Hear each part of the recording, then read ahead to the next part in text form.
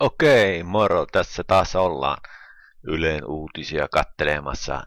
Jaha, siellä on taas löytynyt vähän rahaa. Aika paljonkin nimittäin. Ja vielä väärää. Se ei ole mitään uutta tuotantoa ollut, vaan ihan väärää tuotantoa. 30 miljoonaa dollaria. Siellä on joku vähän painanut pikkusen rahaa siellä ja varmaan on pyöräytetty muutaman kerran sitten tuolla pesukoneessa niin, että on saatu semmoiseksi sopivan kuluneeksi. Ja eurojakin näyttää olleen vähäsen, mutta aika vähän on tuohon verrattuna noihin dollareihin. Mitäs siellä muuta olisi ollut sitten? Tässä ei sanota, että minkälaista rahaa siellä on ollut.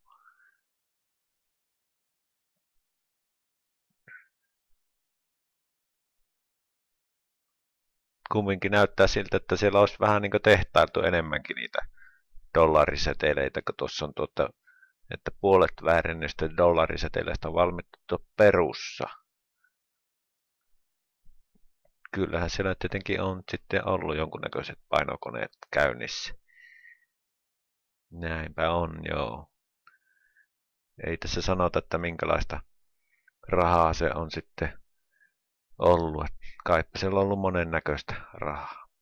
Alright, tämmönen juttu tällä kertaa.